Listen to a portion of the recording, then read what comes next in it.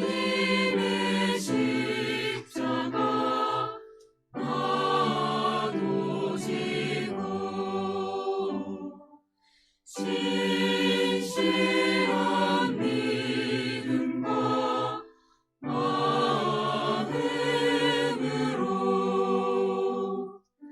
형제의 사랑과 친절한 위로를 내게나 베풀게 하옵소서. 만나지 은혜를 받았으니 내 평생 슬프나 즐거우나 이 몸을 온전히 주님께 바쳐서 주님만 위하여 늘 살겠네. 아멘.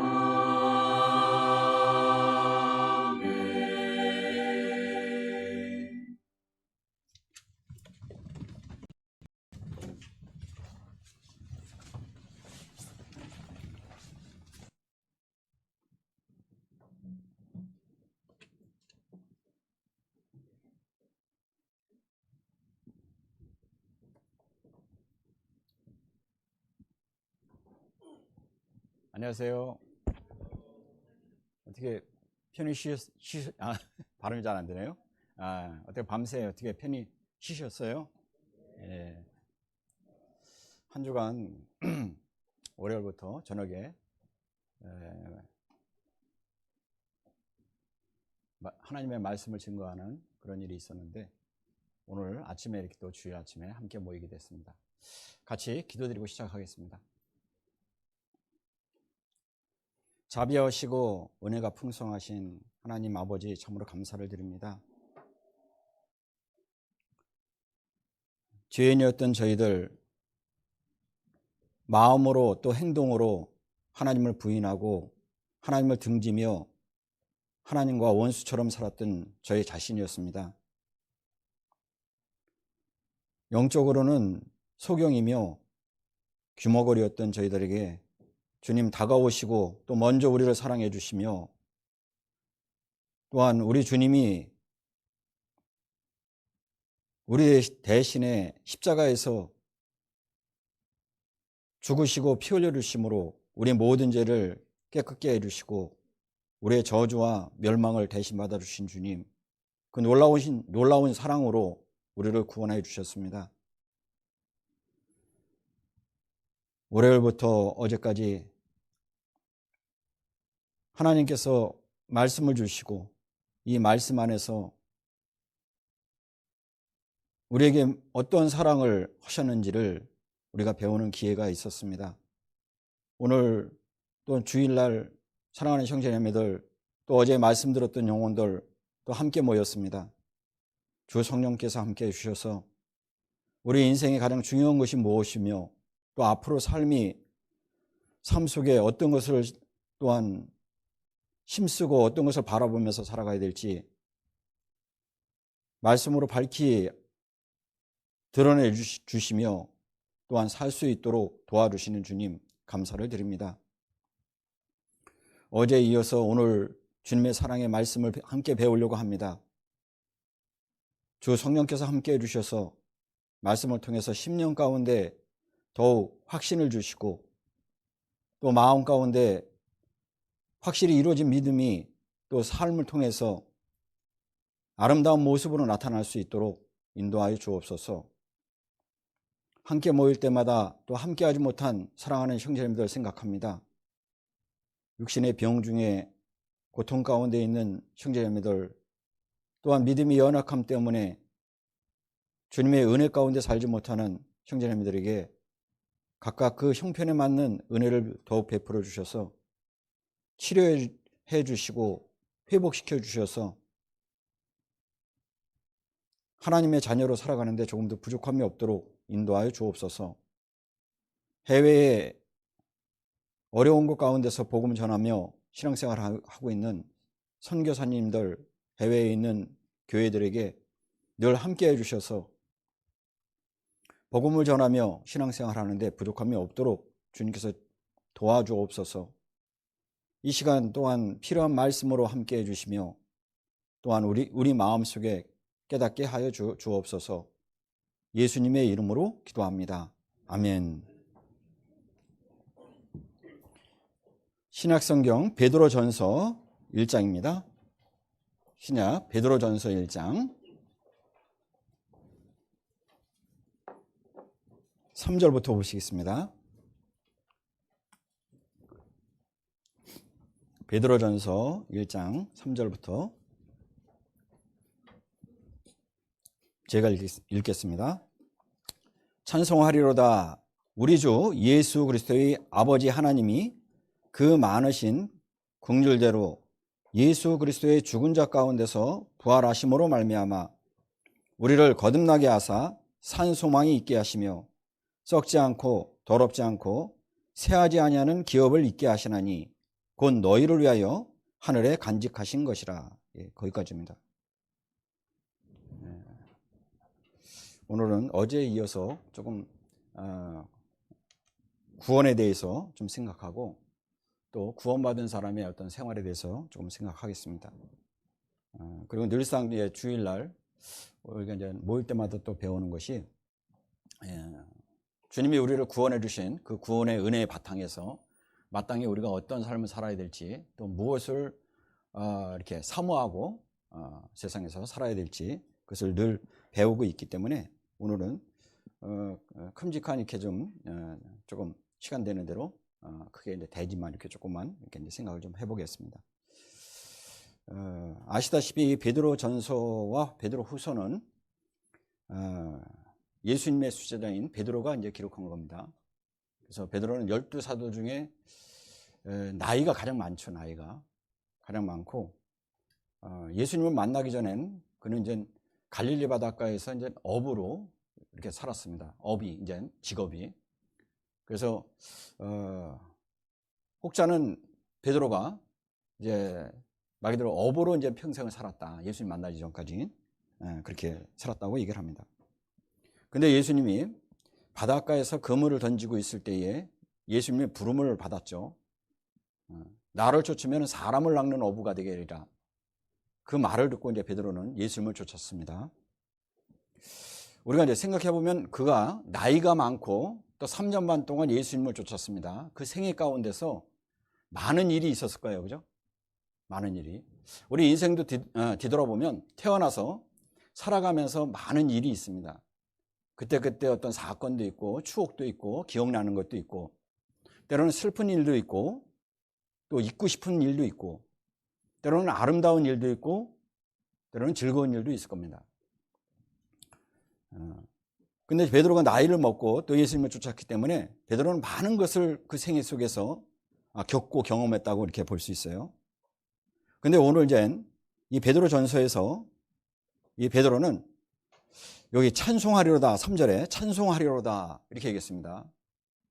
나이를 먹고 많이 겪은 베드로가 그 생애에서 뒤돌아보면은 찬송할 수 있는 본인이 감탄해서 정말 하나님 앞에 찬송할 수 있는 것이 무엇일까? 그 내용이 우리 주 예수 그리스도의 아버지 하나님이 그 많으신 긍휼대로 예수 그리스도의 죽은 자 가운데서 부활하심으로 말미암아 본인을 거듭나게 했다. 그리고 거듭나게 하고 산 소망을 주셨다. 이것이 이제 베드로의 인생 가운데서 가장 찬송해야 될 내용이다. 가장 기쁜 내용이다. 그렇게 이제 담고 있습니다. 이 구원을 받고 이제 이렇게 살아가다 보면은 우리가 어떤 것이 있냐면 구원의 의심이라는 게 좀 들어요. 내가 진짜 구원을 받았을까? 이런 의심이 있습니다. 저도 이제 26살 때 이제 청년 때죠. 청년 때 구원받고 한 1, 2년 지나고 이렇게 지나니까 어느 날 이제 구원의 의심이 딱 들더라고요. 내가 진짜 구원받은 사람일까? 근데 그런 의심이 왜 드냐면, 특히 이제 생활에 변화가 없을 때, 구원을 받았다고 하는데 구원받은 사람 이 성경에 비춰보고 또 다른 형제자매들 보면은 나는 구원받은 사람 같지가 않아요. 그런 생각이 들 때 의심이 드는데, 저는 특별히 이제 구원받고 열심이 없어서 이제 구원의 의심이 드는 게 아니고, 구원받고 계절 가운데 붙어 있으면서 나름대로 이제 열심히 했습니다. 근데 어떤 의심이 있냐면, 진짜 내가 구원받고 열심히 하는 것까? 이런 의심이 들었어요. 왜? 구원받기 전에도 저는 나름대로 성실한 사람이었거든요. 그 시골에서 이제 태어나서 부모님들이 이제 또 연세가 계시고 하기 때문에 늘상 일찍 일어나, 일찍. 우리 부모님은, 아버님하고 새벽 3시, 4시에 일어나는 거예요. 그래서 앉으셔 있다가 5시부터 이제 움직이기 시작하거든요. 그러니까 본인들이 볼 때는 일어나서 한 2시간 정도면은 아침에 시간이 많이 지났다고 생각하잖아요. 그래서 항상 깨워요. 깨우면 저는 그때 당시에 어렸을 때나 이럴 땐 잠을 좀 푹 자야 되잖아요. 근데 우리 아버님이 볼 때는 본인이 일찍 일어나시니까 늦잠 잔다고 생각하거든요. 그런 속에서 살다 보니까 늘상 복 끼고 살았어요, 그냥. 그것이, 그러면서 잠도 자고 싶은데 뭐, 그래서 늘상 야단 맞고, 그리고 또 부모님이 이제 농사 짓는 것은 게을러서 못 져요.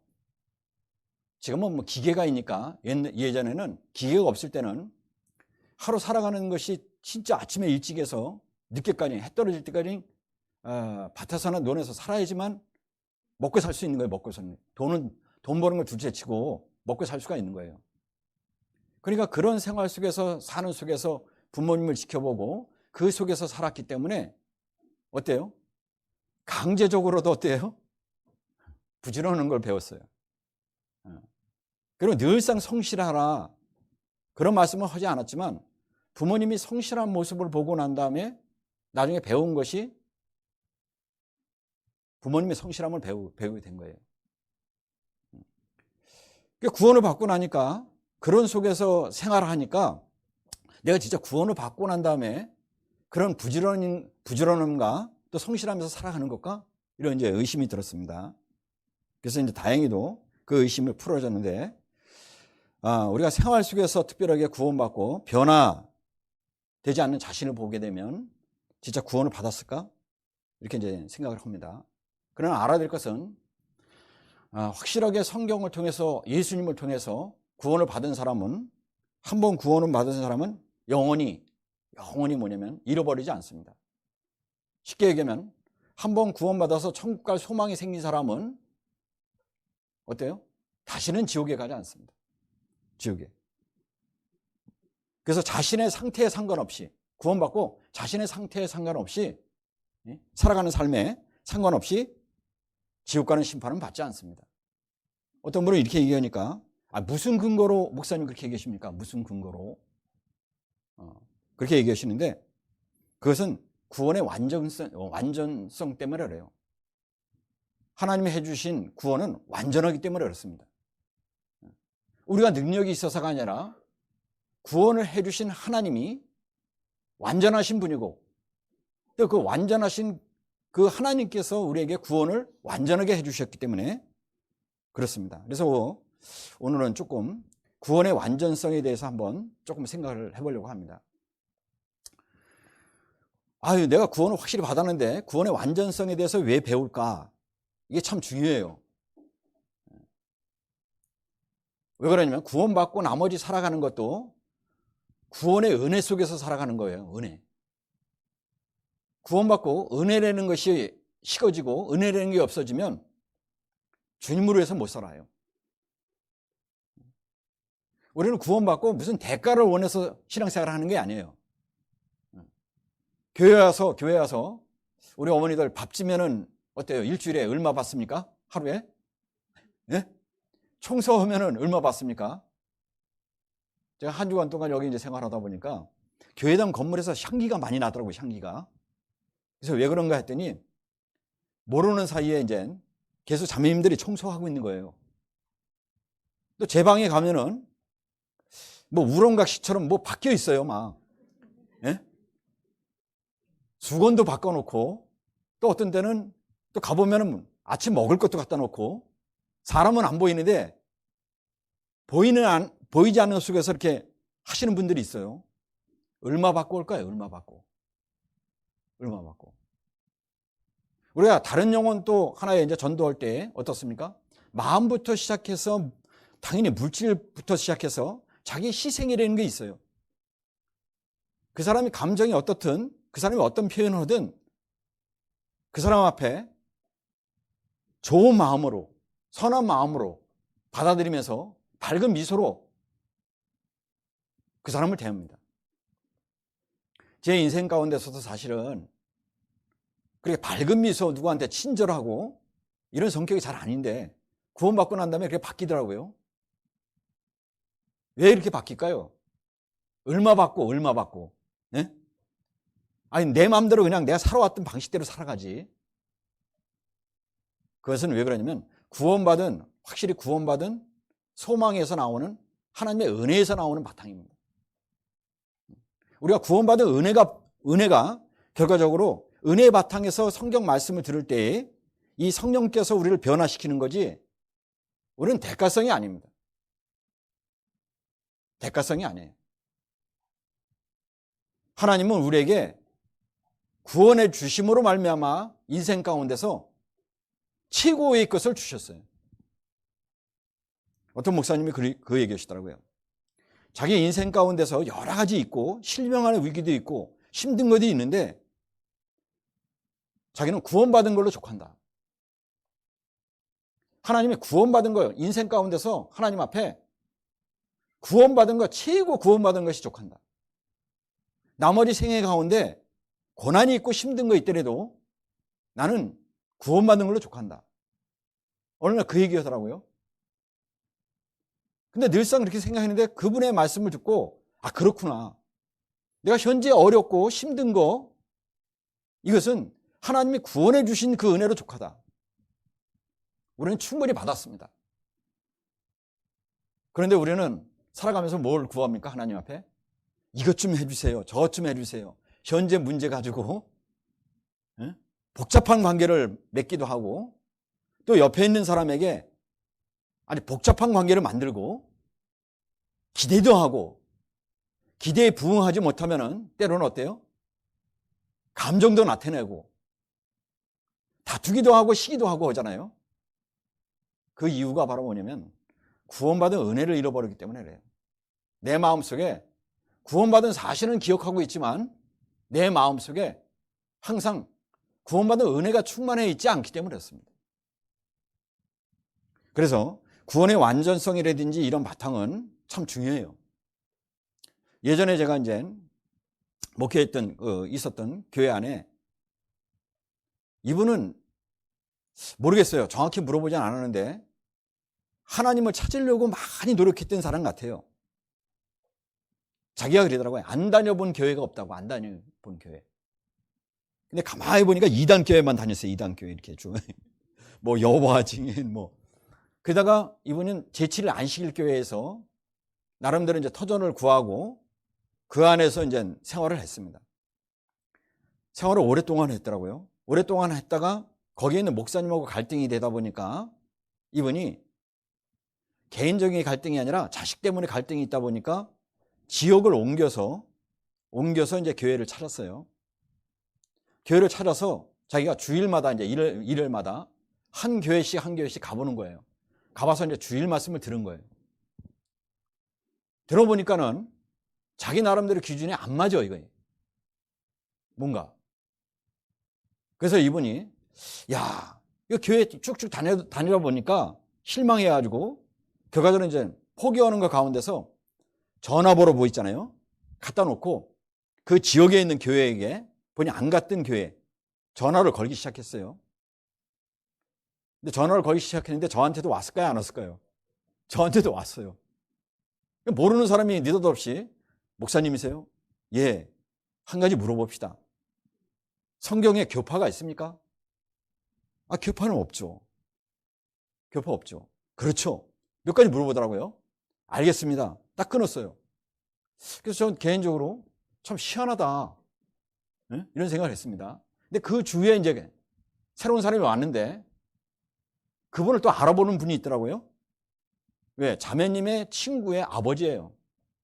친구가 안식일교회 다니니까 전도하려고 했는데 그 아버지가 이 안식일교회 장로급입니다.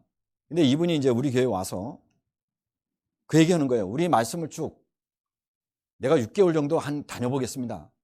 아, 그러세요. 6개월 정도 본인이 주일 와서 수요일 날 와서 말씀을 들어보겠다는 거예요. 아, 그렇게 하시라고. 그러면서 이제 계속 다니게 됐어요. 1년이 넘어서 저한테 하는 말이, 목사님, 이 교회에 말씀이 증거되는데 특징이 있네요. 그래서 목사님 설교도 특징이 있고 수요 말씀, 이원 목사님 말씀도 특징이 있고 외부에서 강사가 바뀌는데 다 들어보면 특징이 있네요. 공통점이 있습니다. 공통점. 그래서 저는 궁금했어요. 그래서 무슨 공통점입니까? 그랬더니 이분이 항상 복음이라는 게 깔려 있다는 거죠. 예수님의 구원의 복음을 이야기하고 그 이후에 생활을 얘기한다는 거예요. 저는 제 설교가 그런지 몰랐어요. 그냥 늘상 뭐냐면 듣는 거라 익숙했기 때문에 당연하다고 생각이 들었어요. 근데 이분은 놀랬다는 거예요. 항상 하나님의 어떤 구원의 은혜를 얘기하고 설교 가운데서 구원의 은혜를 얘기가 안 나오는 경우가 없대요. 이분은. 그걸 발견한 겁니다. 본인이.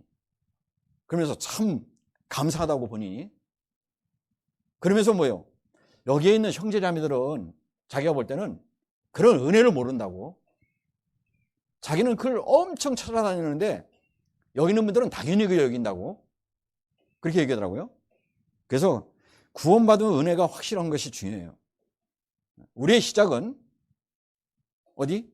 예수님을 만남으로 말미암아 시작이 됐어요. 그래서 오늘 구원의 완전성을, 어제도 이제 조금 있는데 반복되는 것도 조금 있을 수 있는데 그것을 몇 가지 간략하게 좀 살펴보겠습니다. 첫 번째, 구원이 왜 완전성이 있냐면은 구원은 하나님께서 하셨기 때문에. 그래서 복음을 보면은 다 주께서, 하나님께서 이렇게 되어 있어요. 주체가. 요나서 2장. 그래서 말씀을 좀 찾아가면서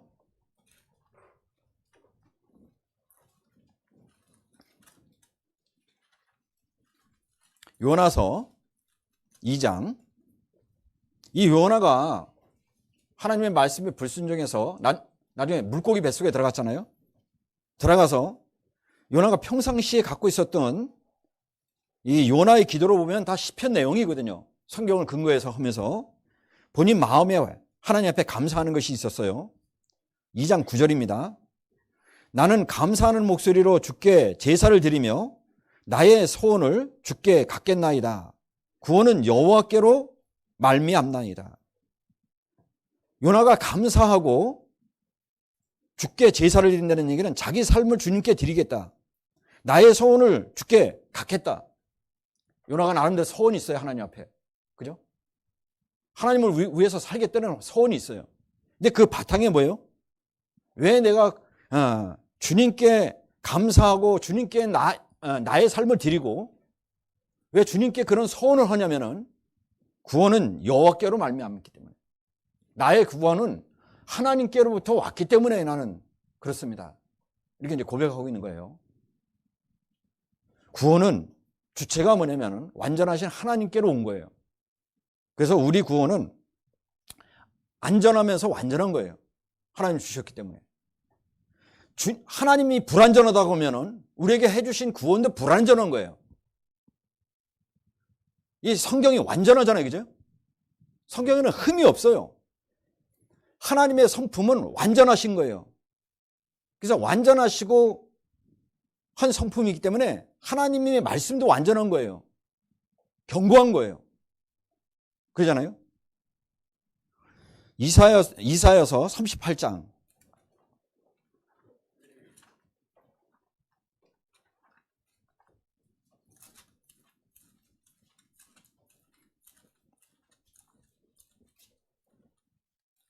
이사야서 38장 17절입니다.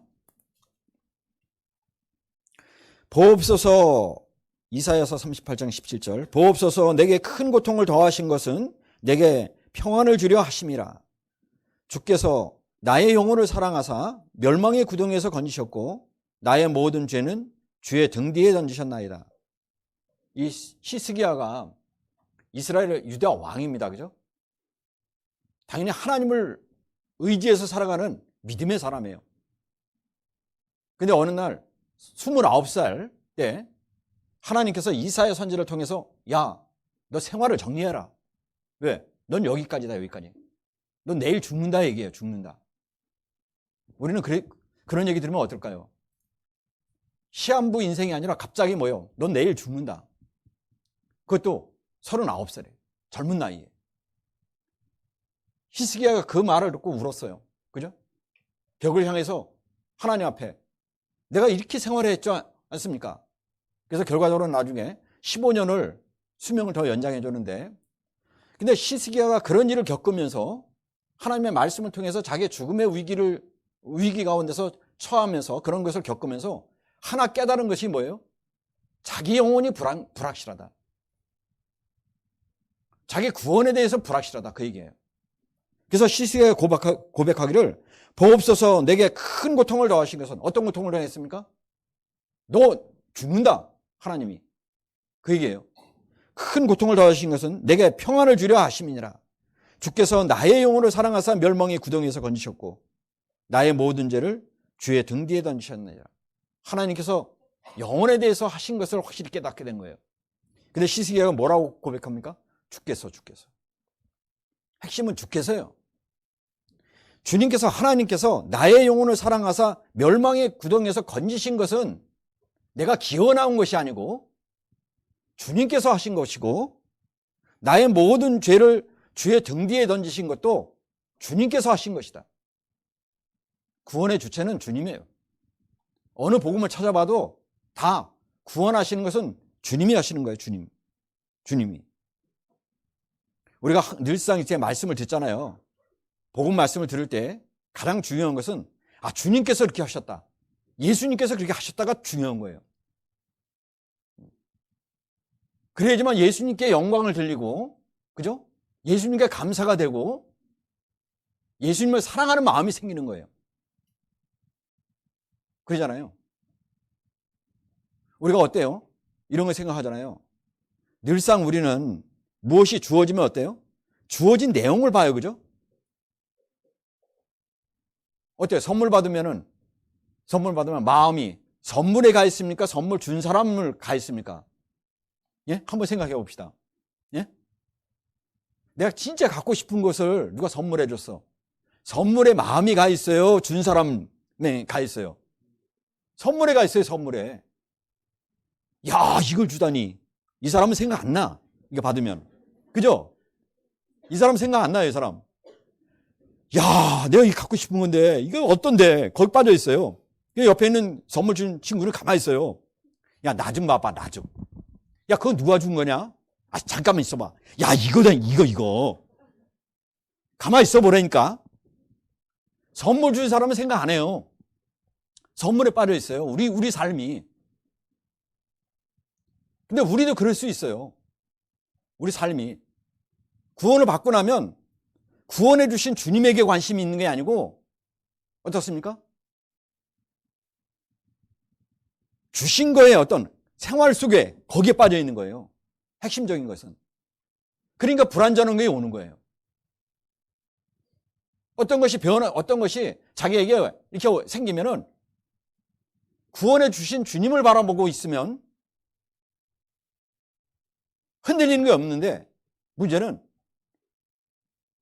주님에서 눈을 돌이켜서 다른 걸 바라보니까 뭐예요? 이 불안전해 보이고 이것이 흔들리기 시작하는 거예요. 그래서 구원의 주체를 늘상 구원해 주신, 구원은 하나님께로부터 왔다. 주님께로 왔다. 이것이 마음에 두는 게 필요합니다. 또 하나는 구원의 확신은, 구원은 사실은 우리를 위해서 해준 것도 맞고, 근데 우리를 위해서 해준 바탕에서는 그 바탕에 주님을 위해서 하신 거예요. 주님. 사랑의 주체가 한 거예요. 사랑에. 부모는 사실을 보면은 자식을 사랑하는 것은 자식을 위해서 사랑하는 것보다 부모 자신을 위해서 사랑하는 게 많아요. 왜? 사랑에는 그래요. 사랑하는 것은 사랑의 대상이 잘못되면 누가 고통스러워요? 내가 고통스럽기 때문에 그래요. 사랑이라는 것은. 참 희한해요, 사랑은. 이것은 사랑이라는 것은 사람에서 나온 건 아닌 거 확실해요. 사람은. 어떤 때는 사람은 이기적인 것이 훨씬 편하거든요. 개인적인 것이 훨씬 편해요. 그러잖아요. 근데 사랑은 복잡성이 있어요. 사랑이라는 것 자체는. 사랑이라는 것은 개인이 그 사람이 당하는데 내가 직접 고통이 아닌데 그 사람이 어떤 일을 당하고 아파하면 내가 괜히 더 아파. 이게 사랑이거든요. 어떤 사람이 사랑하느냐, 형제자매들을 내가 형제자매들을 사랑하느냐 안 하느냐 어떻게 알 수 있을까요?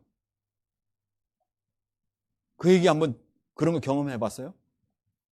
다른 사람 간증 가운데서 힘들어하고 막 고통하는 거, 그 간증 듣고 내가 고통 느껴봤어요? 아, 이거 안 됐네. 기도해 줄게. 기도는 해 줄게. 사랑이라는 것은 그 사람이 고통스러워하고 그 사람이 하면 그 고통이 나한테 와야 돼요. 내 마음에 와야 돼요. 와야 됩니다. 왜? 연결되어 있는 거니까. 연결되어 있는 거니까. 그러니까 주님은 우리가 지옥 가는 것을 너무나 뭐예요? 못 견뎌 하셔. 주님의 형상을 닮은 이 사람이 지옥 가는 것을 못 견뎌 하신다니까, 주님이. 못 견뎌 하셔요. 그래서 구원을 왜 해주셨냐면 본인 자신을 위해서. 야, 너 그렇게 힘들고 너 멸망하는 거 나는 차마 너 볼 수 없다. 너무 괴로워 내가. 그게 주님의 마음이거든요. 우리 아파할 때 주님이 아파할까요? 고소해야 할까요? 야, 말 안 듣더니 잘됐다 너. 잘됐어. 예? 그럴 줄 알았어 너. 예? 한 대가 아니라 너 100대 정도 맞아야 돼. 그러지 않는다니까요. 우리가 아파할 때 주님은 더 괴로우셔요. 더 아파하셔요. 그래서 구원은 주님을 위해서 하신 거예요. 주님은 사랑이시니까. 사랑이 많은 분이 아니에요. 우리를 사랑하시니까 사랑의 대상인 우리가 멸망하고 우리가 괴로울 때 주님은 더 괴로운 거예요. 이사야서 43장 25절.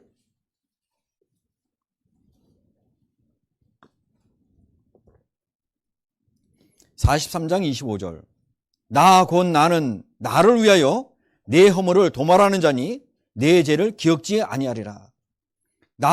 하나님은 나는 나를 위하여 내 허물, 우리의 허물 잘못한 거죠? 도말하는 자니 내 죄를 기억지 아니하리라. 하나님 자신을 위해서 도말하고 하나님 자신을 위해서 기억지 않는 거예요. 용서하는 거예요. 그래서 하나님 자신이 뭐예요?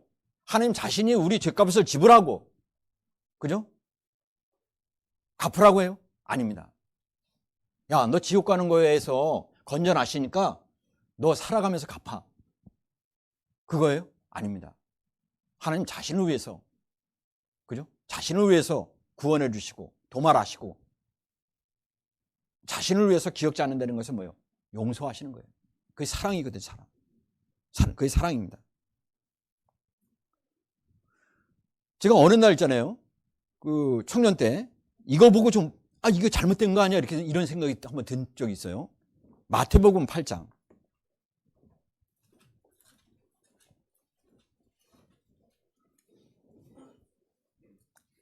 마태복음 8장 1절입니다.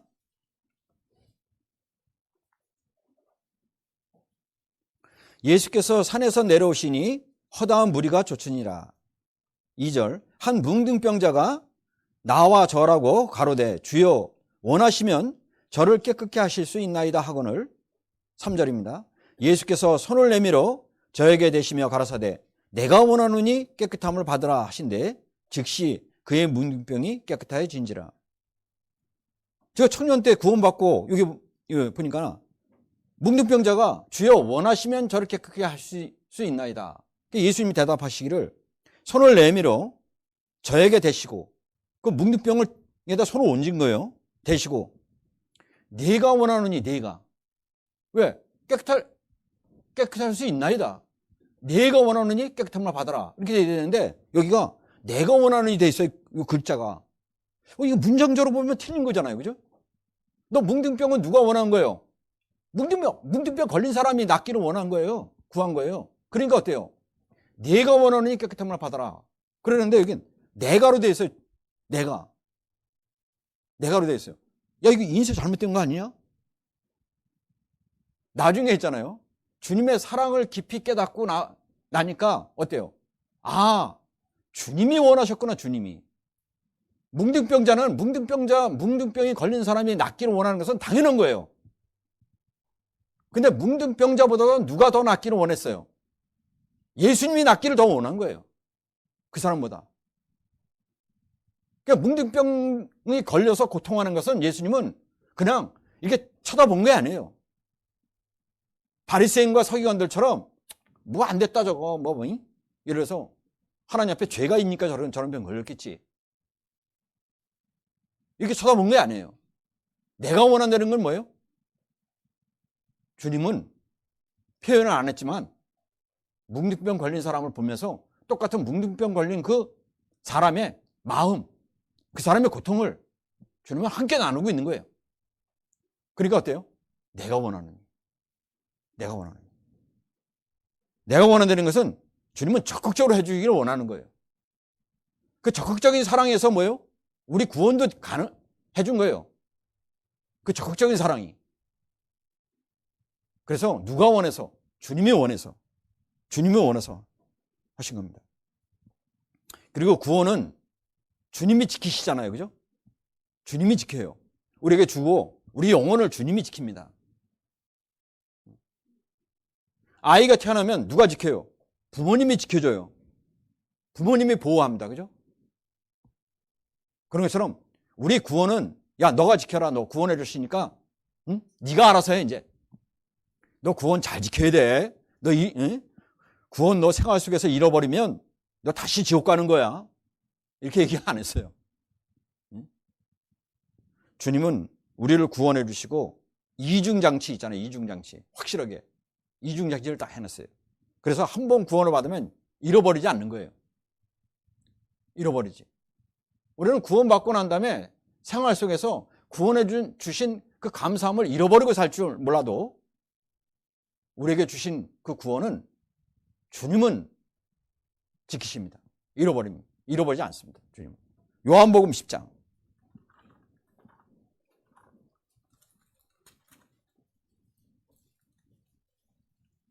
요한복음 10장 28절.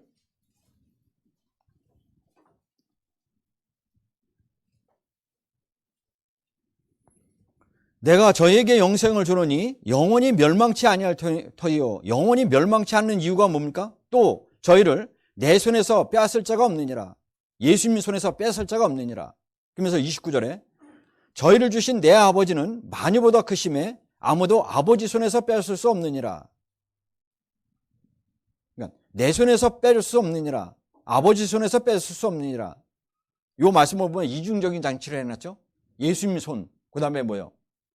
하나님의 하나님의 손. 그런데 그 뒤에 보면 동일한 말이에요. 나와 아버지는 하나니라.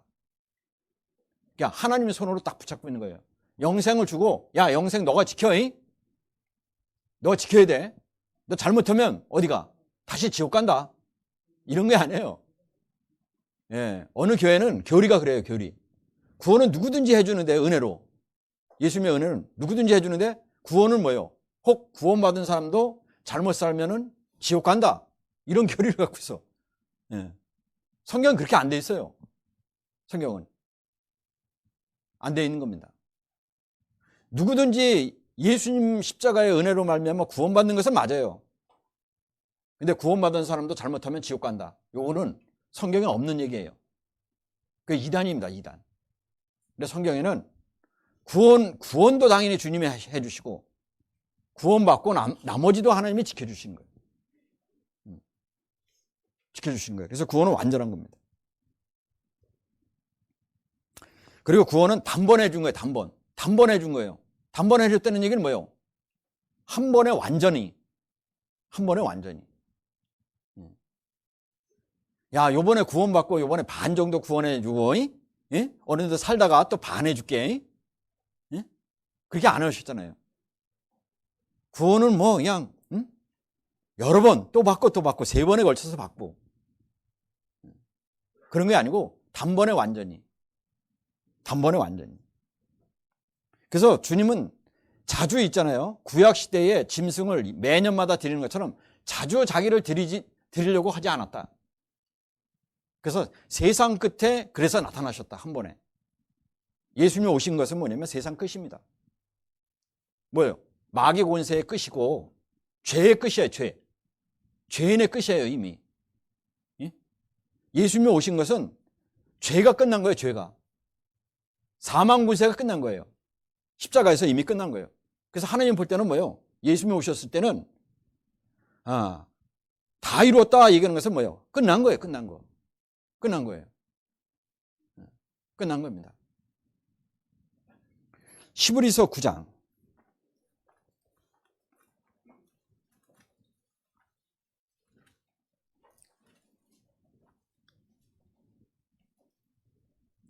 히브리서 9장 25절입니다. 히브리서 9장 25절. 제사장이 해마다 다른 것의 피로써 성소에 들어가는 것 같이 자주 자기를 드리려고 아니하실지니 그리하면 자주 자기를 드리려고 하면 그리하면 그가 세상을 창조할 때부터 자주 고난을 받았어야 할 것이로되 이건 뭐예요? 또 죽으라 하고 또 죽으라 하고 또 죽으러 왔을 것이다. 한 번 오셔서 해준 구원이 불완전하다고 하면 왜? 구약시대는 짐승의 제사는 불완전하니까 자주 드린 거예요. 자주. 그죠? 자주 드린 거예요. 근데 주님은 자주 드리려고 안 했다. 만약에 그렇지 않으면은 세상을 창조하시고 난 다음에 그부터 본인이 계속 죽으러 왔을 것이다. 또 와서 죽고 또 와서 죽고 또 와서 죽고 해요. 그렇게 했을 것이다. 그렇게 안 한다. 주님은. 그래서 여기 뭐라고 됐습니까? 그리하면 그가 세상을 창조할 때부터 자주 고난을 받았어야 할 것이로되 이제 자기를 단번에 제사로 드려 죄를 없게 하시려고 세상 끝에 나타나셨느니라. 단번에 완전한 제사를 드렸다. 단번에. 영원한 속죄. 단번에. 그래서 한 번 하셨기 때문에 한 번 하셨다는 얘기는 뭐예요? 구원이 완전화되는 거예요. 그래서 세상 끝에. 세상 끝. 아까 세상 끝이라는 것은 사망 권세. 끝난 거죠. 죄가 끝난 거예요. 죄가 이제. 죄가. 그래서 내가 일반적으로 짓는 죄 있잖아요. 짓는 죄로 말미암아 지금은 지옥 가지 않습니다. 내가 거짓말하고 뭐 이런 거 있잖아요. 원래는 그것 때문에 가는 게 아니에요. 믿지 않는 죄 때문에 가는 거예요. 믿지 않는 죄. 믿지 않는 죄 때문에 가는 거예요. 내가 욕하고 이런 것 때문에요. 그거는 이미 예수님이 대신 심판을 받았어요. 믿는 사람이나 믿지 않는 사람이나. 왜? 세상죄를 이미 담당했어요. 그러면 모든 사람이 다 천국 갈 거 아니냐? 못 갑니다. 왜? 예수님이 하신 일을 믿지 않기 때문에 못 가는 거예요. 예수님이 하신 일을 믿지 않기 때문에. 그래서 예수님이 딱 태어나시고 예수님이 오시고 예수님이 십자가에서 죽으시고 부활하시고 죽으시고 부활하신 거가 어떤 사람에게는 구원을 받는 은혜가 되지만 어떤 사람에게는 지옥 가는 심판의 기준이 되는 거예요. 심판의 기준. 그게 되는 겁니다. 단번에 하신 거예요. 단번에. 사도행전 17장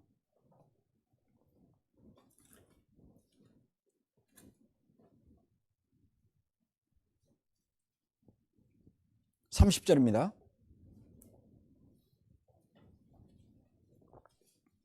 사도행전 17장 30절. 알지 못하던 시대에는 하나님이 허물지 아니하였거니와 이제는 어디든지 사람을 다 명하사 회개하라 하셨으니 이는 정하신 사람으로 하여금 천하를 공의로 심판할 날을 작정하시고 이에 저를 죽은 자 가운데서 다시 살리신 것으로 모든 사람에게 믿을 만한 증거를 주셨음이니라 하니라. 이 정하신 사람이 예수님입니다. 예수님은 하나님께서 믿을 만한 증거, 그죠? 하나님이 살아계시고 또 뭡니까? 하나님이 구원하시고 우리를 사랑하시고 모든 것을 뭐예요? 예수님은 믿을 만한 증거를 줬다, 우리에게. 믿을 만한 증거를 줬는데 믿지 않으면 어때요? 공의로 심판하는 날을 작정하셨다. 근데 그 전에 예수님 오시기 전에는 알지 못하던 시대가 있어요. 예수님 몰랐던 시대. 그 시대에는 믿는 거 가지고 심판하는 게 아니에요. 그때는 지금 시대보다도 다른 방법으로 양심, 유대인들에게는 율법에 의해서, 이방이 아닌 유대인들은 율법으로, 이방인들은, 율법이 없는 이방인들은 양심으로. 그래서 예수님이 오시기 전에는 유대인이 아닌 사람들은 양심의 법으로, 유대인들은 모세를 통해서 BC 1500년경에 주셨으니까 율법에 의해서. 그런데 예수님이 오시고 난다면 유대인이든 헬라인이든 심판의 기준이 똑같아요. 예수님을 믿었냐 안 믿었냐. 왜? 정하신 사람으로 확실한 믿을 만한 증거를 주셨거든요. 그가 죽으시고 부활하시고 그걸로 통해서. 그러니까 지금은 원래는 내 생활 자체에서 진 죄보다도 어때요? 복음을 듣고 믿느냐 안 믿느냐, 이걸 통해서 심판이 있는 거예요. 그러니까 예수님이 오신 것은 하나님이 볼 때는 세상 끝에 온 거예요. 세상 끝에. 세상 끝에. 예수님이 오시고 난 다음에 모든 사람의 죄를 다 하시고, 왜? 새로운 죄에 뭐예요? 믿느냐 안 믿느냐. 요거 새로 시작됐기 때문에 세상 끝에 오신 거예요. 지금은 말말세죠, 말말세. 세상 끝에 거의 끝. 그 얘기입니다. 그래서 예수님이 한 번에 모든 걸 다 하셨죠. 자주 자기를 드리려고 아니하셨다. 자주. 그리고 구원은 하나님의 사랑으로, 그죠? 사랑으로 우리에게 된 겁니다. 사랑으로. 그렇기 때문에 완전해요. 그래서 변함이 없습니다. 어머니가 이제 자식 사랑하는 것은 무조건 사랑이에요. 무조건. 대가성이 없는 사랑입니다. 그런데 하나님이 우리를 사랑하시는 것은 무조건 사랑이에요. 그리고 영원한 사랑입니다. 변함없는 사랑입니다. 변함없는 사랑. 이사야서 49장.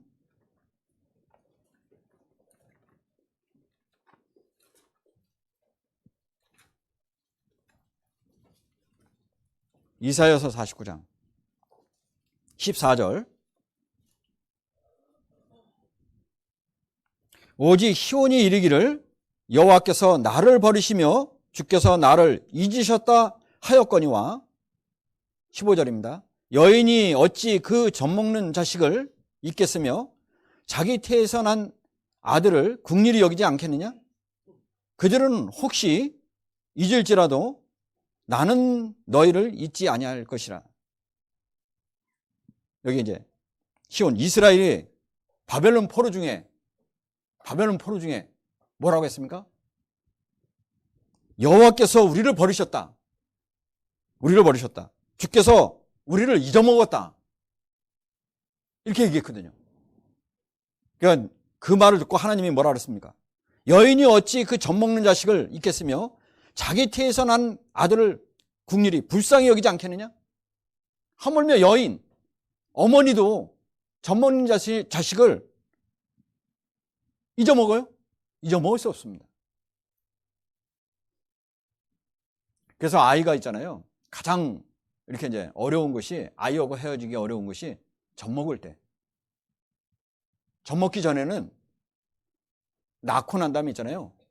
죄송한 말씀에 통계적으로 보면 낳고 난 다음에 고아원에 맡기면은 어느 정도 괜찮대요. 마음은 있지만. 근데 모성애가 있잖아요. 낳고 난 다음에 젖 먹이면서 그때 가장 어머니가 괴로워하고 아이도 뭐요? 애착관계가 생기는 거예요. 애착관계. 그래서 헤어지기 어렵다는 거예요. 애착관계가. 적응하기 어렵다는 거예요. 이게 젖 먹는 자식을 그래서 얘기한 거예요. 하나님이. 애착관계가 딱 생겼기 때문에. 근데 그거 어떻게 있겠냐? 자기 자식을. 젖 먹는 자식을. 왜? 젖 먹는 자식 이어먹으면 옛날에는 아이가 죽은 거예요. 죽어. 요즘은 뭐 마트에 가서 뭐 분유 사다가 먹으면 되지만 예전에는 그게 없어요. 그래서 예전에 젖동량 했잖아요. 응? 그잖아요.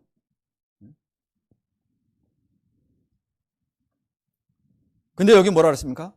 그들은 혹시 잊을지라도, 그죠? 그들은 어떤 사정에 의해서 혹시 어머니가 젖 먹는 자식을 잊을 수도 있다. 응? 잊을지라도 나는 너희를 잊지 아니할 것이요. 사실은 엄마가 자식 사랑하는 그 사랑이 어디서 온 겁니까? 하나님의 작품이에요. 그죠? 하나님이 우리를 사랑하시는 그것을 하나의 샘플로 보여주는 겁니다. 샘플로 보여주는 거예요. 그래서 그 사랑으로 우리를 구원하셨어요. 그래서 구원은 완전 그런 사랑으로 말미암아 성경에 보면 그런 표현이 엄청 많아요. 그래서 우리를 그런 사랑으로 말미암아 우리를 구원해 주셨기 때문에 우리는 구원의 완전성이 있다. 그리고 이미 우리 심판은 지나갔죠. 왜? 예수님이 대신 받았기 때문에. 법정에선 일사부자리의 원칙이 있어요. 똑같은 죄를 두 번 처벌하지 않는다. 그 얘기예요. 법정에서는. 우리나라 법도 그래요. 똑같은 죄를 두 번 처벌하지 않는다. 하나님은 어때요? 하나님은 동일합니다. 하나님은. 일사부자리의 원칙. 왜? 우리 죄에 대한 심판은 이미 끝났어요. 누구를 통해서? 예수님을 통해서. 그래서 예수님이 십자가 달렸을 때 나도 달린 거예요. 나도. 하나님은 나도 죽은 걸로 여기는 거예요. 예수님이 부활하셨을 때 내가 다시 뭐예요? 새 생명 가운데 부활하신 걸 보는 거예요. 침례가 그거잖아요. 나는 주님과 함께 뭐예요? 십자가에 죽었고 물 위에서 나올 때 뭐예요? 나는 주님 앞에 새로운 하나님의 자녀로 태어났다. 그래서 거듭났다고 얘기를 하는 거잖아요. 그것을 하나의 침례로 우리에게 침례를 주신 거예요. 그런 의미에서. 그래서 심판은 끝난 거예요.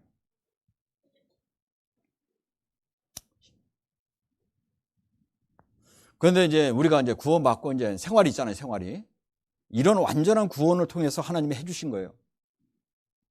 그런 완전한 구원을. 근데 하나님은 이제 그런 사랑으로 말미암아 우리를 구원해 주셨다는 것은 우리가 예수님을 통해서 하나님의 자녀가 된 거죠. 예수님을 통해서 하나님의 자녀가 된 거예요. 그래서 그것을 다른 말로는 이제 거듭났다 얘기를 하는 겁니다. 거듭났다. 그래서 우리가 구원받았다는 얘기는 하나님의 자녀로 태어났다는 거예요. 그래서 구원은 결말이 아니고 구원은 뭐예요? 신앙의 출발점이라고 볼 수 있어요. 출발점. 그래서 아이가 태어나면 생명이 있잖아요. 생명. 이 생명은 어떤 생명일까요? 성장하는 생명이에요. 성장하는. 우리의 구원은 우리에게 영생 준 것은 성장하는 뭐예요? 성장하는 생명입니다. 그래서 구원받고 나 구원받았으니까 이제 됐어. 구원받았으니까 뭐 내 마음대로 살아. 구원 완전하게 해줬네. 그럼 내 마음대로 살아도 천국 가는 것은 확실하네. 예, 맞아요. 맞는데 문제는 우리에게 주신 구원은 생명인데, 하나님이 생명인데 그 생명은 성장하는 생명이에요. 성장하는. 그래서 반드시 구원은 출발점이다. 뭐에? 생활의 출발점이다. 그래서 구원을 받았으면 생활이 있어요, 생활이 있어요. 어떤 사람이 이제 구원을 받았다고 하면서 있잖아요. 신앙생활이 없다 하면은 그건 잘못된 거예요, 뭔가. 그 사람이 잘못이 아니라 그 사람이 뭔가 상태가 잘못된 거예요. 구원을 안 받았거나 아니면 신앙생활이 뭔지, 구원받고 난 다음에 신앙생활이 뭔지 모르기 때문에 그런 거예요. 살아있는 생명은요, 반드시 뭐가 있습니까? 살아있는 생명은 활동이라는 게 있어요. 몇 바퀴 뛰죠? 숨을 쉬죠? 또 뭡니까? 뭔가 먹어요. 근데 살아있다고 하는데 몇 박도 안 뛰어. 숨도 안 쉬어. 구원을 받았다는데 아무 반응이 없어. 응? 숨 쉬는 것도 없고 몇 바퀴 뛰는 것도 없어. 구원받은 사람으로서의 어떤 마음과 구원받은 사람으로서의 어떤 조금 더 기미가 안 보여요. 이거는 뭔가 문제가 있는 거예요. 왜? 완전한 구원을 받으면, 그 생명을 받으면 반드시 뭔가 변화가 있는 겁니다. 성경 누가복음 8장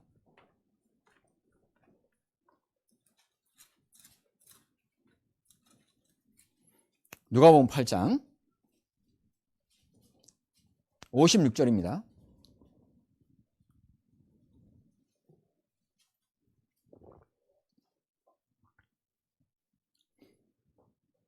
(52절부터) 제가 읽겠습니다. 모든 사람이 아이를 위하여 울며 통곡하며 예수께서 이르시되 울지 말라, 죽은 것이 아니라 잔다 하니 저희가 그 죽은 것을 아는 거로 비웃더라. (54절) 예수께서 아이의 손을 잡고 불러 가라사대 아이야 일어나라 하시니 그 영이 돌아와 아이가 곧 일어나거늘. 그죠? 그러니까 회당장 야이로의 딸이 죽었어요. 그래서 예수님이 가서, 그 주변 사람들은 그 야이로의 딸이 다 죽은 걸 다 알아요. 그래서 초상이 났기 때문에 막 울잖아요.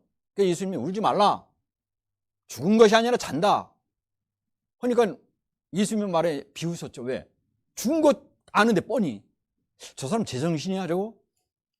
확실히 죽었는데 잔대네. 우리가 죽은 거와 잔 것을 구분 못해? 그렇게 생각하잖아요. 근데 예수님이 가서 아이의 손을 잡고 달리다금 일어나라. 그러니까 아이가 일어났어요. 일어나고 끝난 거 아니에요. 살려주고. 예수님이 그 뒤에 뭐라 그랬습니까? 여기 먹을 것을 주라 명하신대. 먹을 것을 주라. 55절에 보면 그 영이 돌아와 아이가 곧 일어나거늘 살아났습니다. 살아나고 끝난 게 아니라 됐다, 살아나시가 됐다 한 거 아니라 예수님께서 먹을 것을 주라. 살아났기 때문에 먹을 것을 주는 거예요. 그러니까 구원받았으면 뭐예요? 활동이라는 게 있다니까요. 구원받으면 뭐 말씀을 먹는다거나 이런 활동이 있는 거예요. 예수님은 일어나라, 살려주고 그 뒤에 뭐라 했어요? 먹을 것을 주라. 반드시 있는 거예요. 요한복음 11장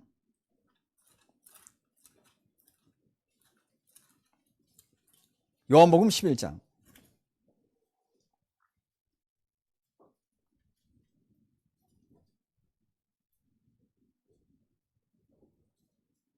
39절입니다. 요한복음 11장 39절. 예수께서 가라사대 돌을 옮겨 놓으라 하시니 그 죽은 자의 누이 마르다가 가로되 주여 죽은 지가 나흘이 되매 벌써 냄새가 나나이다. 41절. 돌을 옮겨 놓으니 예수께서 눈을 들어 우러러보시고 가라사대 아버지여 내 말을 들으시는 것을 감사하나이다. 그러면서 43절. 이 말씀을 하시고 큰 소리로 나사로야 나오라 부르시니 나사로야 나오라 부르시니 44절. 죽은 자가 수족을 배로 동인 채로 나오는데 그 얼굴은 수건에 쌓였더라. 예수께서 가라사대 풀어놓아 다니게 하라 하시니라. 죽은 지 나흘 된 나사로가 무덤에 장사가 됐어요. 예수님이 그 무덤문을 이스라엘은 이제 이렇게 이제 바위에 굴을 파서 무덤을 써요. 조상 대대로 이제 거기다가 이제 시체를 갖다 이렇게 염을, 우리말로 염을 해가지고 이렇게 배를 쌓고 이제 쑥을 싸서 갖다 놓는 거예요. 이게 예수님이 그 무덤문이 이제 돌로 이제 막혀져 있으니까 돌을 옮겨 놓으라, 문을 열라는 거예요. 무덤문을. 그 누이 말하다가 뭐라 그랬습니까? 주님, 죽은 지 나흘이 돼서 벌써 3일이 넘어서 썩은 냄새가 나는데, 썩은 냄새는 안 아니다. 그래서 주님이 쭉 얘기하니까 이제 돌문을 열어놨어요. 주님이 그 속을 보고 뭐예요? 나사노라, 나오라 했어요. 나오노라 했으면 다 시체 다 나왔을 거예요, 그냥. 그죠? 조상 대대로 거기 그 안에 있는 시체. 나사노라, 나오노라. 나사로가 수족 있잖아요. 염을 했으니까 수족을. 베르동이니까 찌찌쭉 나왔어요. 뭐라 그랬습니까? 풀어놓아 다니게 해라. 살아있으니까 다니게 하라 얘기하는 거예요. 다니게. 활동이 있는 거예요. 구원받으면 반드시 뭐가 있습니까? 살아있는 사람의 활동이 있는 거예요. 구원받은 사람의 활동이 있는 거예요. 근데 이제 구원을 받았다고 하면서 아예 뭐예요? 구원 안 받은 사람처럼 살면은 말은 어떻게 구원받았다. 그렇게 얘기할 수 있어요. 그런데 마음은 그렇지 않아. 생각은 그렇지 않아. 행동은 그렇지 않아. 그러면 그 사람은 죽은 사람이에요. 그 사람은 죽은 사람입니다. 얼마든지 뭐예요? 얼마든지 지식으로 얼마든지 외워서 얘기할 수 있어요. 우리는 살면서 어때요? 눈치가 백단이야, 눈치가. 그죠? 예. 저 사람이 뭘 요구하는지 금방 알아요. 그래서 처음에 말씀 쭉 이렇게 들면 뭘 얘기하는지 금방 안 되니까요. 근데 문제는 마음에 이루어져야 돼요. 머리에 이루어지면 안 돼요. 예, 머리에. 복음이 어디? 마음에 와서 어때요? 마음에 이루어져야 돼요. 마음에 이루어져야지만 뭐예요? 행동이 나오는 겁니다. 아무튼 구원받고 난 다음에 신앙생활이 하나의 시작이 있다. 시작이라는 게 있다. 야고보서 2장. 그래서 믿음이 마음에 이루어지면 반드시 뭐예요? 겉으로 드러나게 돼 있다. 구원받은 사람은 반드시 겉으로 드러나게 돼 있다. 그것이 야고보서예요. 야고보서 2장 18절. 2장 18절입니다. 17절에 이와 같이 행함이 없는 믿음은 그 자체가 죽은 것이니라. 구원받는 것은 행함을 통해서 구원받는 게 아니라 믿음을 통해서 구원받지만 이 믿음은 이런 겁니다. 하나님을 통해서 있잖아요. 하나님을 통해서 믿음을 통해서 받는 거예요. 믿음. 그죠? 믿음으로. 하나님이 해주신 것을 하신 일을 내가 믿음으로 구원을 받은 거잖아요. 근데 야고보서는 뭐냐면 로마서는 하나님 앞에서의 믿음. 로마서는. 그래서 로마서는 믿음으로 말미암는 구원을 얘기하는 거예요. 믿음으로 말미암는 구원. 근데 야고보서는요. 응?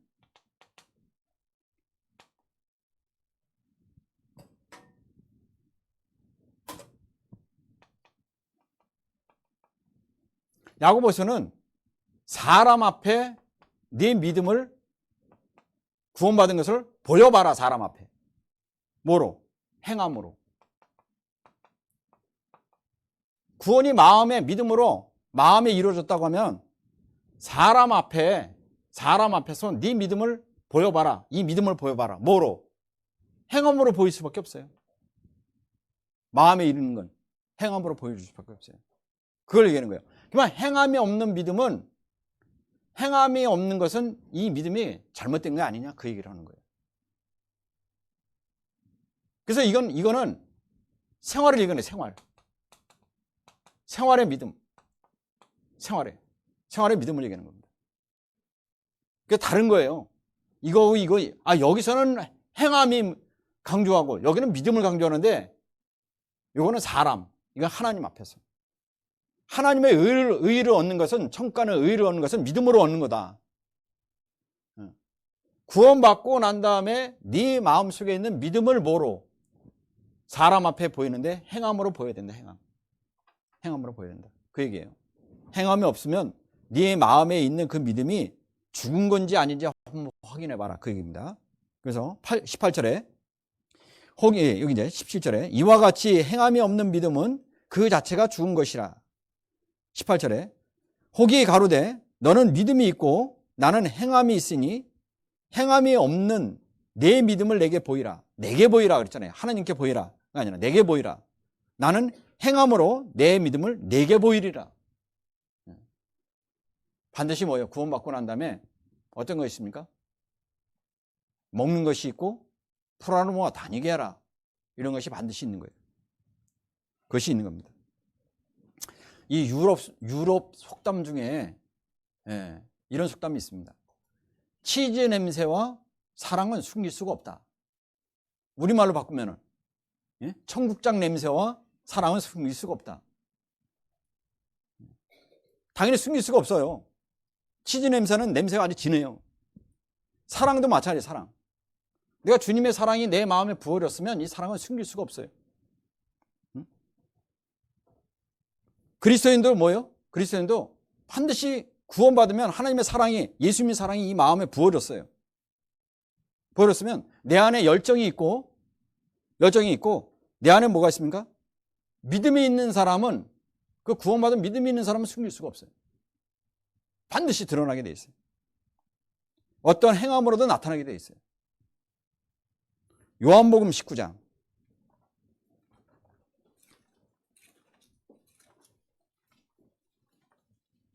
그래서 그것을 다른 말로는 신앙생활이라고 하는 거예요.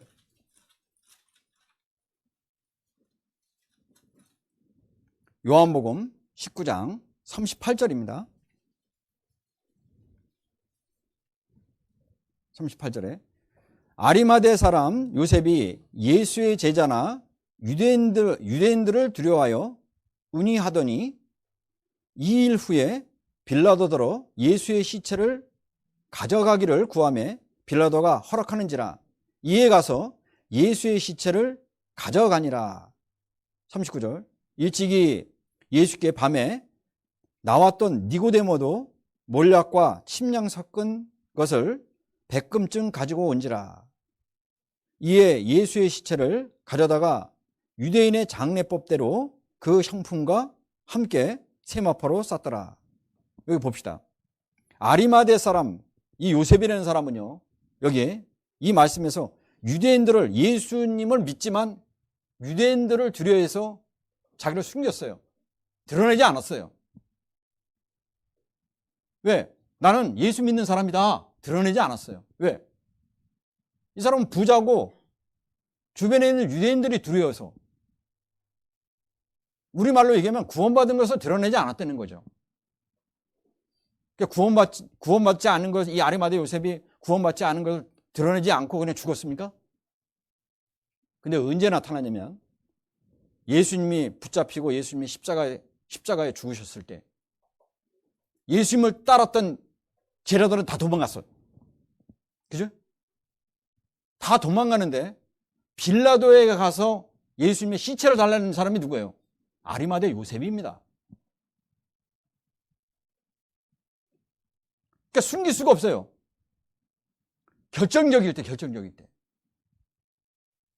제가 이제 당진에 있을 때 있잖아요.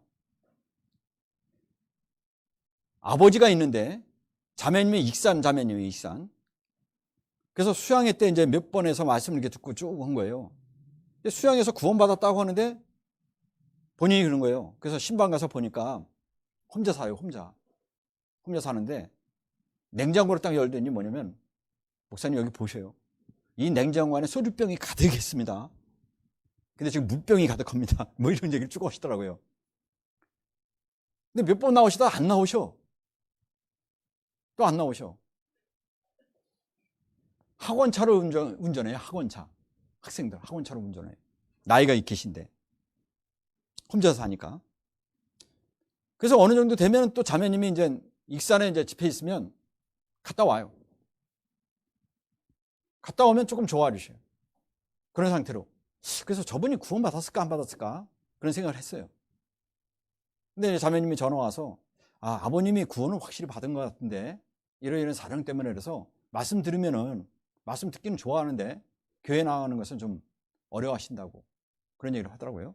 근데 제가 뭘 얘기하고 싶었냐면 교회당을 짓게 됐어요. 교회당. 예, 당연히 교회당 짓게 되는데 원래 이제 현장이 있고 구교회당이 있잖아요. 거기 갔더니 바카스 있잖아요. 바카스. 작은 거 말고 큰 거 한 박스. 큰 거 한 박스가 와 있어요. 그래서 바카스가 올 데가 없는데 그래가지고 거기 누가 보냈나 봤더니 그분이 보낸 거예요. 그분이 보낸 거예요. 그러니까 전화를 했죠. 아버님 이거 뭐예요? 바카스. 그랬더니 이분이 그런 거예요. 목사님하고 형제자매들이 교회당을 짓는데 자기가 바쁜 가운데 이렇게 운영할 때 실제는 못 나가지만은 교회당 짓는 현장을 늘상 가는 길 있더라도 돌아가서 거기 거쳐서 간다는 거예요. 거기 거쳐서. 근데 너무 미안하더라고요. 그래서 이 바카스 이거 보내준 이게 자기가 그런 마음이 있어서 이거라도 좀 보내가지고 공사하는데 피곤할까봐 좀 도움이 될까 해서 이거 보냈습니다. 제가 그 말을 딱 듣고 난 다음에 교회당을 위해서 희생하고 여러 가지 헌금하고 내가 수고하고 이런 것은 형제자매들이 있지만은 그분이 그거 바카스 보내는데 이 바카스가 바카스로 보이지 않는 거예요. 너무 감사한 거예요. 표현이잖아요. 표현. 그리고 난 다음에 어떤 때 헌금을 쭉 이렇게 보잖아요. 헌금 내역을 쭉 보면은 헌금을 꼭 하는 거예요. 그분이. 얼굴 안 보이지만. 그래서 그런 사정을 보니까 이건 뭔가 뭐냐면 본인 표현하잖아요. 아리바네 요셉이 그런 사람입니다. 모든 사람 다 도망갔을 때 결정적일 때 자기 믿음을 표현했어요. 니고데모는 요한복음 3장에서 밤중에 찾아왔다가 진실로 네게 이르노니 사람이 거듭나지 않으면 하나님 나라를 볼 수 없느니라. 예수님 만났어요. 만나고 난 다음에 중간에 한 번 등장했는데 이 사람이 구원받은지 안 받았는지 몰라요. 한 번 등장하거든요. 유대인들이 비난할 때 우리 율법은 사람이 정확히 알아보지도 않고 판단하는 것이 우리 율법이냐? 너도 갈릴리 사람이냐? 그 말 하니까 아무 말 못하고 있잖아요. 거기서 끝나거든요. 근데 언제? 예수님 장사할 때 상품 100건을 갖고 왔어요. 100건. 그러니까 구원받은 사람은 반드시 뭐예요? 뭔가 나타나게 돼 있어요.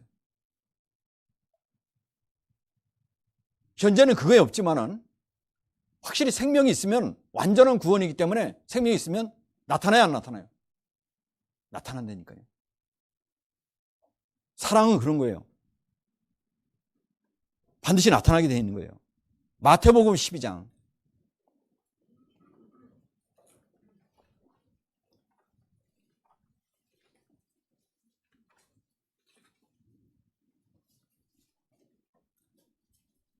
마태복음 12장 33절.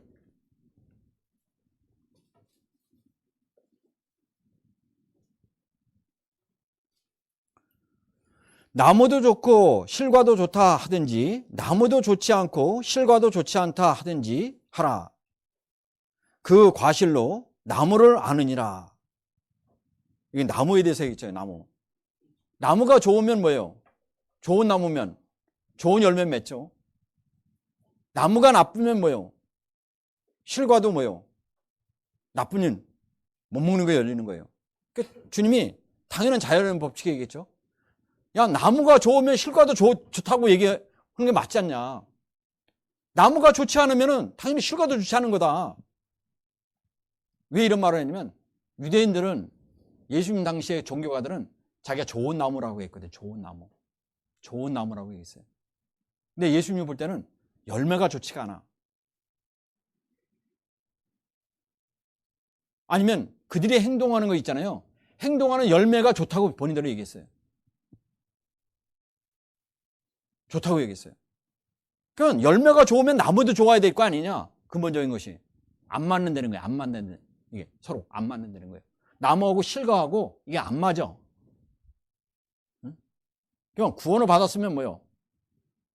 구원받은 사람의 삶하고 구원 안 받은 사람의 삶하고 이게 두 가지 있는데 맞아야 돼, 맞아야 돼, 이거. 구원받으면 생활이 맞아야 돼. 마음이 맞아야 돼요. 맞아야 돼요. 그 얘기를 하는 겁니다. 유대인들은 뭘 얘기했어요? 우리는 아브라함의 자손이다. 우리는 아브라함의 자손. 그 얘기 있잖아요. 예수님이 뭐라 그랬어요? 너희가 아브라함의 자손이면 아브라함의 행세를 해야 된다. 그 얘기 있잖아요.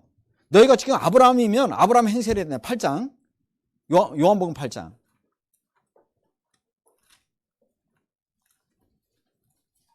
8장 39절.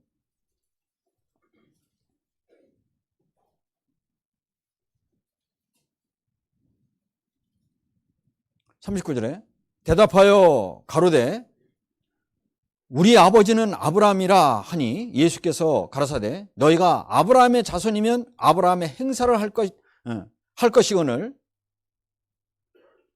아브라함의 자손이면 반드시 아브라함의 행사를 해야 돼요.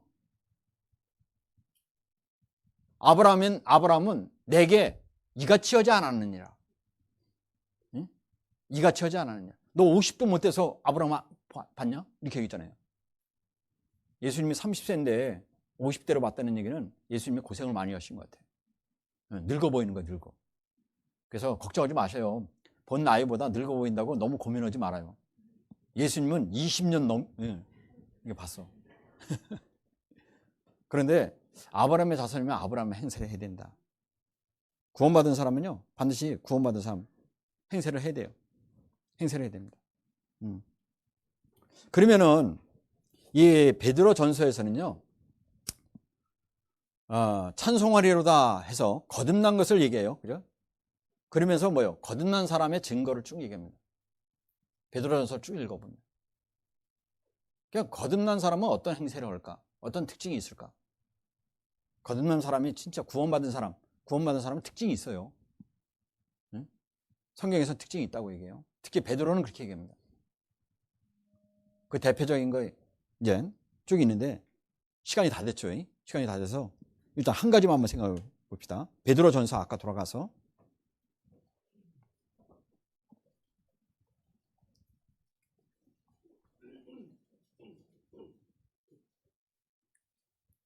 베드로전서 1장 6절입니다.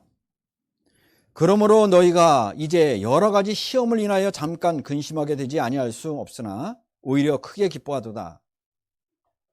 베드로 사도 이 당시의 초대교회는 예수님 믿는 것 때문에 로마 시대니까 예수님 믿는 것 때문에 핍박이 있었어요.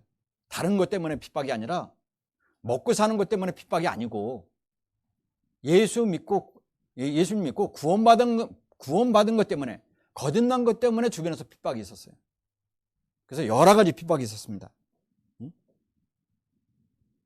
근데 오히려 크게 기뻐하도다. 그러면서 7절에 너희 믿음의 시련이 불로 연단하여도 없어질 금보다 더 귀하여 예수 그리스도에 나타나실 때에 칭찬과 영광과 존귀를 얻게 하려 함이니라.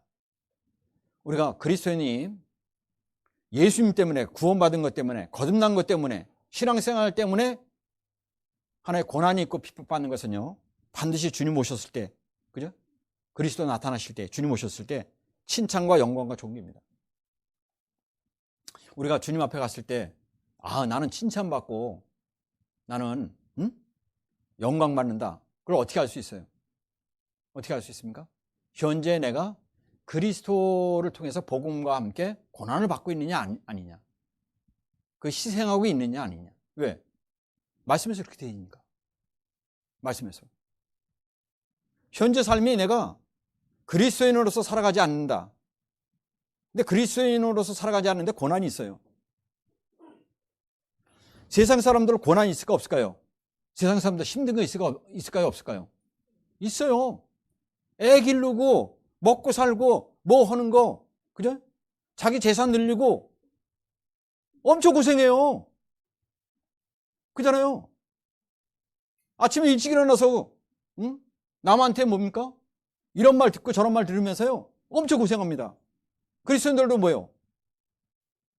엄청나게 고생해요. 왜? 먹고 살기 위해서, 자식 키우기 위해서. 그러잖아요? 그런데 알아야 될 것은요, 잘 구분해야 돼요. 내가 먹기 살기 위해서, 아이 기르기 위해서 고생하는 것을, 그거는 그리스도인의 고난이 아니에요. 왜? 세상 사람도 하는 거니까. 그러잖아요. 근데 우리는 가끔가다 착각하는 것이, 내가 먹고 살고 아이 기르고 기타 나머지 내 육신에서 고생하는 것을 내가 구원받았으니까 그걸 그리스도의 고난으로 알아. 아닙니다. 그건 아니에요. 왜? 세상 사람들도 하니까. 그리스도의 고난은 그런 고난을 얘기하는 게 아니고, 주님을 위해서, 복음을 위해서 고난받는 걸 얘기하는 거예요. 주님을 위해서. 그러니까 우리가 어떤 마음을 바꾸면 되냐면요, 직장을 어때요? 직장을 주님을 위해서 다녀야 돼요. 직장을 나 먹기 위해서 다니면 안 돼요. 아이를 키워도 어때요? 아이를 키워도 주님을 위해서 키워야 돼요. 주님을 위해서. 야, 이 일이 주님 앞에 영광이 될까? 이 일이 복음 전하는데 진짜 도움이 될까? 그 고난이어야지만 나중에 칭찬받는 거예요. 예전에 제가 있을 때, 이제 특히 이제 형제님들은 간증 들어보면 별 내용이 없어. 형제님들은 봉사에 가보면 답답해, 그냥 답답해. 형님들은. 왜? 대부분이 말씀에 근거한 간증이 아니니까. 얘기하러 보면 저도 이제 말을 잘 못하지만 뭔 얘기하는지 모르겠어요. 어떤 때. 근데 자매님들은 간증 들어보면 거의 힘들고 한 거 자체가, 살아가는 거 힘들어 하는 걸 간증할 때 있어요. 그 얘기 듣다 보면, 야, 안타깝긴 안타까운데. 그죠? 진짜 그분은 힘들어서 얘기하는 거잖아요.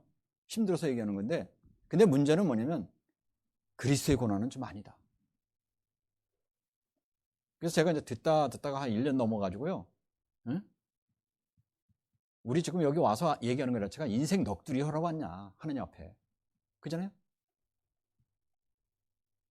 인생 한탄하러 왔냐. 응? 그게 아니잖아요. 간증은 내 인생에 대해서 한탄하러 온 게 아니에요. 어떤 간증이냐면, 나는 이런 고난이 있고 이렇게 주님을 위해서 고난이 있고 이런 가운데서도 나는 이겨나가려고 합니다. 주님 바라보고. 왜? 주님이 계신데. 난 주님 바라보고 이겨나가려고 합니다. 응원 좀 해주세요. 응원 좀. 이런 게 간증이잖아요. 근데 잘못하면요, 인생 한탄하는 거. 한탄하는 거. 그리스도인들 여기에 이 고난은, 우리가 이 초대교회의 고난은 먹고 사는 것 때문에 그런 게 아니에요. 그죠? 구원받은 것 때문에, 거듭난 것 때문에, 복음 전하는 것 때문에 고난이에요. 그것은 반드시 뭐예요? 주님 오셨을 때 칭찬과 영광과 존귀가 있게 하려 합니다. 그런데 그런 고난 가운데서 하나 이겨나갈 수 있는 방법이 뭘까? 그리고 그런 고난받는 사람의 하나의 특징이 뭘까?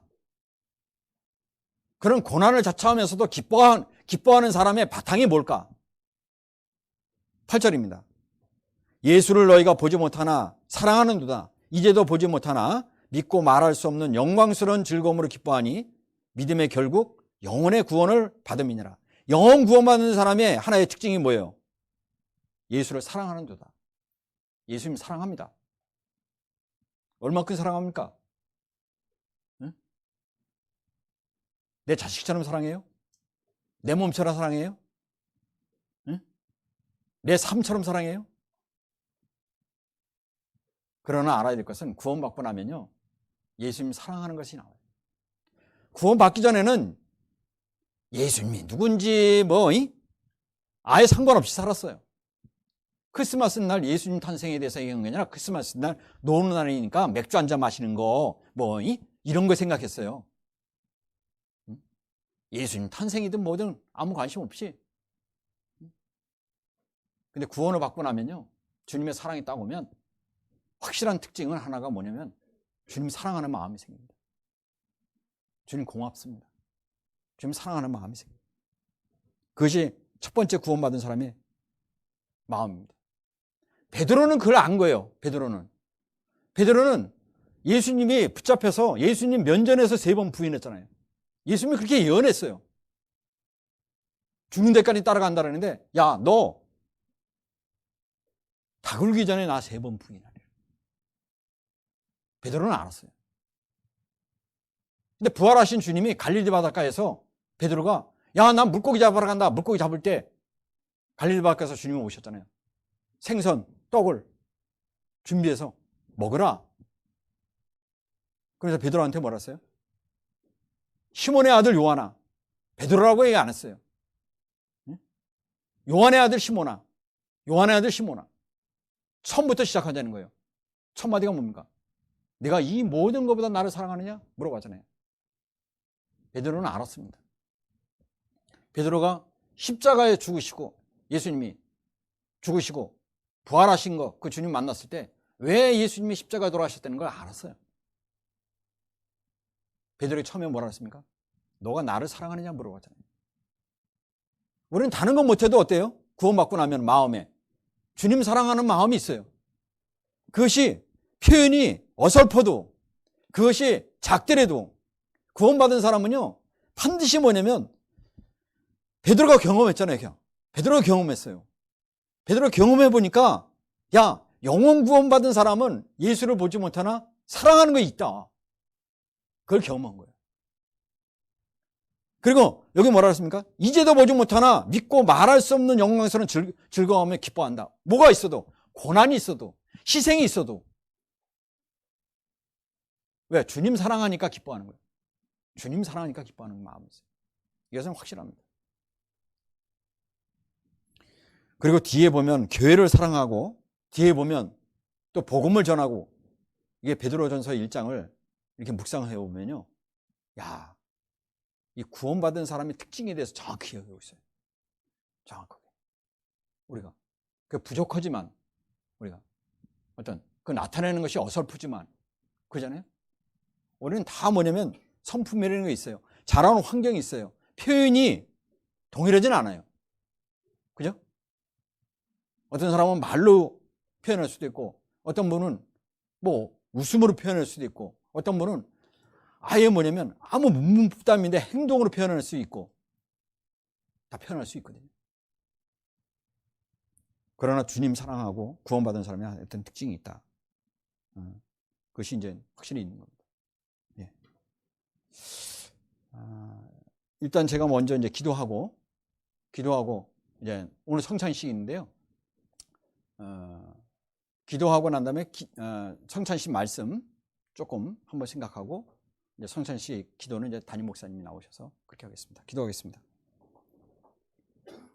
주님 은혜 감사를 드립니다. 이번 한 주간을 통해서 먼저 구원받은 저희들, 주님이 어떤 사랑으로 우리를 구원해 주셨는지 또한 그 은혜에 감사하는 그런 시간이 됐습니다. 그리고 요번에 또 저희들을 통해서 또 주님을 만나게 된 새로운 영혼들, 말씀 듣고 구원받은 영혼도 있을 것이고, 또 요번에 주님 앞에 이제 시작하는 영혼도 있을 줄 압니다. 그리고 여전히 마음을 닫고 또 말씀을 들었으나 또 마음을 닫고 있는 영혼도 있습니다. 모든 것을 아시는 주님, 저희들이 놓지 않고 끝까지 그 영혼들에게 구원받고 또 하나님의 자녀로 신앙생활을 할 때까지 그 영혼들을 위해서 강구하고 또한 그 영혼들을 위해서 수고할 수 있도록 인도하여 주옵소서. 주 성령께서 함께 역사해 주셔서 그 영혼들 마음속에, 그 영혼들 생활 속에, 그 영혼들 접하고 모든 거에 주님께서 간섭해 주시고, 그걸 통해서 말씀 앞에 나오고 그리스도를 만날 수 있도록 인도하여 주옵소서.